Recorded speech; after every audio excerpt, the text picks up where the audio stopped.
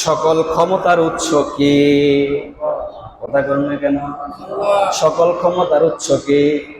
আন্নাল কুওয়াতা লিল্লাহি জামিআ, নিঃসন্দেহে সকল শক্তি কেবলমাত্রই কার জন্য? ইন্নাল্লাহা আলা কুল্লি শাইইন কাদির।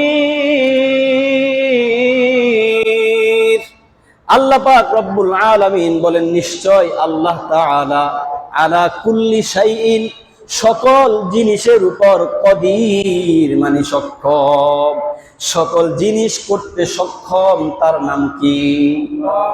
যখন যা ইচ্ছা তখন তাই করতে সক্ষম, তার নাম কি? না জনগণ? হায় হায় হায়, বহু মানুষ আমার মুসলমান ভাই, সেও নিজেকে মুসলিম দাবি করে, সেও নিজেকে ইমানদার দাবি করে, কিন্তু না বুঝার কারণে, বলেন কিসের কারণে?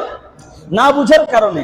সে বুঝে না এই কথাটা কত জঘন্য, সে বুঝে না এই কথাটা কত মারাত্মক, সে বুঝে না এই কথাটা তাকে জান্নাত থেকে বের করে জাহান্নামে নিক্ষেপ করছে, সে বুঝে না এই কথাটা তাকে আল্লাহর রহমত থেকে বের করে আল্লাহর গজবে নিমজ্জিত করছে, যার কারণে সে বলে সকল ক্ষমতার উৎস জনগণ।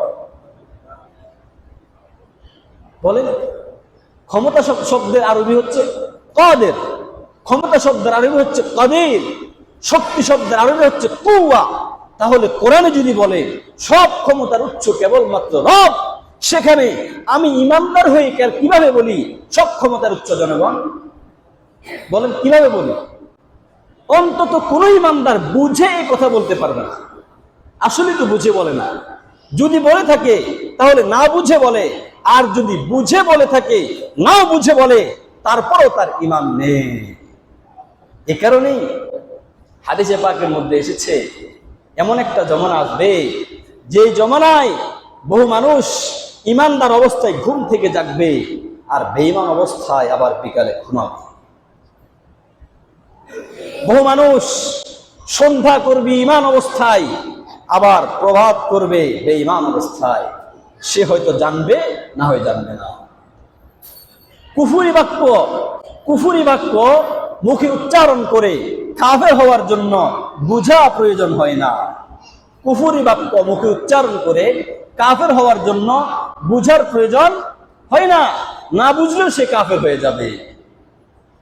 আল্লাহ পাক আমাদের সকল মুসলিম ভাইকে হেফাজত করুন। আসলে তো সে বুঝে বলে না, সে বলে কেন? ওই যে তার নেতা বলে, তার নেতা বলে কেন? জনগণের সাপোর্ট নেওয়ার জন্য। তাহলে উভয় দল কি হয়ে গেল? ঈমান থেকে বের হয়ে গেল, অথচ সে জানে না।